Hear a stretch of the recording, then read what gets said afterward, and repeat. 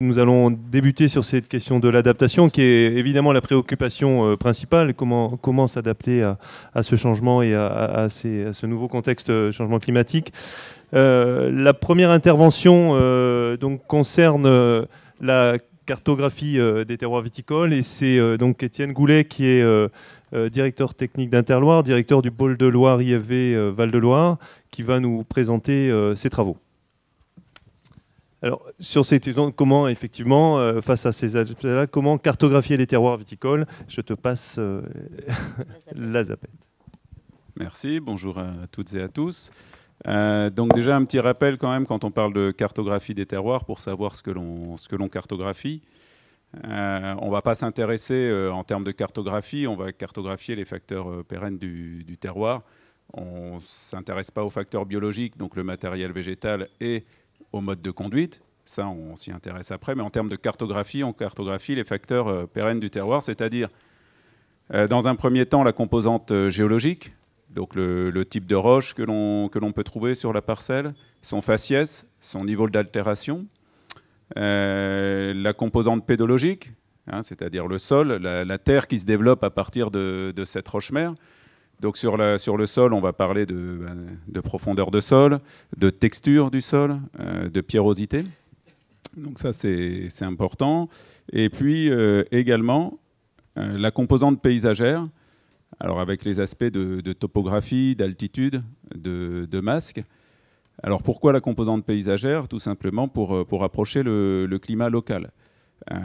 Tout à l'heure, Nathalie parlait des études climatiques à l'échelle fine des terroirs viticoles. On s'est par exemple aperçu en Val-de-Loire qu'on pouvait avoir entre deux parcelles distantes de quelques dizaines de mètres, 50 mètres, des différences de température entre 2 et 3 degrés en moyenne, donc quasiment comme les projections que Benjamin présentait au niveau de l'évolution de température. Donc c'est très important de bien caractériser ce climat local. Alors, une fois qu'on a cartographié ces composantes, le plus important en fait, c'est pas tellement ces composantes. On peut en faire des cartes. Hein. Vous voyez là, c'est la carte des textures des sols. Mais donc, le principal déjà, c'est de cartographier à la parcelle. J'insiste pour que ce soit utilisable par les vignerons ou par un collectif comme un syndicat. Il faut que les caractéristiques soient cartographiées à l'échelle de la parcelle. Donc on fait plusieurs points de sondage par hectare. Et là, ce qui est important, c'est qu'ensuite, avec ces observations, on peut caractériser des potentialités ou des contraintes intrinsèques aux parcelles. Donc c'est ça qui va nous intéresser, c'est ces contraintes et ces potentialités. Alors, oui, donc ces potentialités viticoles que tu nous présentes, comment on peut les utiliser à l'échelle de la parcelle pour s'adapter justement au changement climatique? Alors, sur ces contraintes, quand on parle d'adaptation, par exemple, si ensuite on peut parler d'adaptation du matériel végétal, on en parlera tout à l'heure. Pour adapter son matériel végétal, il faut le connaître. Il faut connaître son clone, etc. Donc il faut connaître ces terrains. Voilà, en termes de réserve en eau, par exemple, et puis de contraintes à l'enracinement, soit dues à une roche dure, soit dues à des différenciations texturales ou de l'hydromorphie. Donc une fois qu'on connaît toutes ces contraintes, on peut s'adapter, on va dire, au changement climatique, tout simplement en premier temps dans la localisation des parcelles et en fonction du type de production.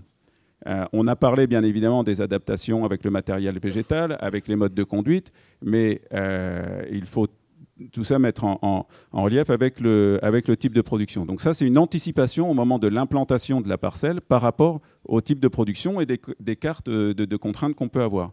Alors, bien évidemment, j'en parle pas là, ça sera parlé, mais il faut également adapter ces porte-greffes et ces modes de conduite. Mais on peut, avec tout ça, avoir des cartes d'adaptation, en fait, sur l'adaptation des types de vins à la parcelle. Alors, soit comme ça, ou soit, on sait très bien, par exemple, que nous, les parcelles en Val-de-Loire, ce qui sont propices à faire du rosé, ce ne seront pas les mêmes qui seront propices à faire des liquoreux. Donc tout ça, on le sait.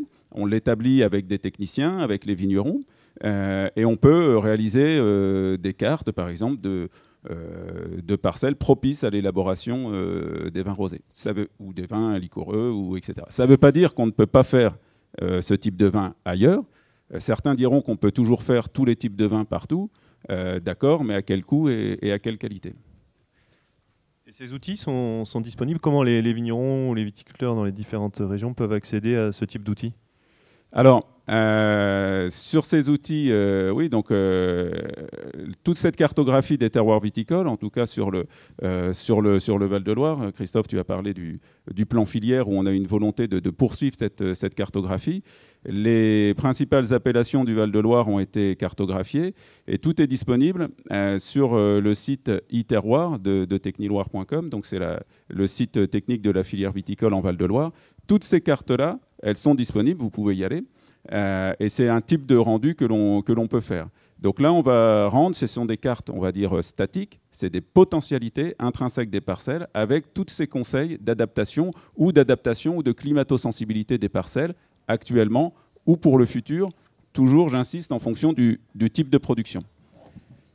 Et du coup, ça, c'est ces cartes que l'on a depuis un petit moment. Alors, régulièrement, on a des nouvelles cartes thématiques, on crée des nouvelles cartes thématiques. Ces cartes sur l'adaptation au changement climatique, elles sont nouvellement créées sur des cartes de climato-sensibilité. Et puis, on a la chance également désormais d'avoir des données météorologiques spatialisées à une échelle assez fine. Donc là, l'objectif, bien entendu, vous l'imaginez, c'est de croiser ces cartes terrain avec ces données météorologiques, et puis par exemple faire tourner des modèles de bilan hydrique pour avoir en fait, voilà, et là on a une adaptation, plutôt un pilotage, on peut avoir un pilotage plutôt au millésime, c'est-à-dire à l'inverse, en partant de sa parcelle, choisir son type de production en fonction du pilotage de millésime ou ces modes de conduite d'entretien de la vigne. Donc on peut cliquer sur une parcelle et en fait là c'est l'évolution que l'on va apporter à e-terroir pour cette année là 2020. En cliquant sur la parcelle, on va avoir le bilan hydrique en temps réel de la parcelle et voir les projections à une quinzaine de jours. Donc ça nous permet de nous adapter plutôt au millésime. Merci Étienne.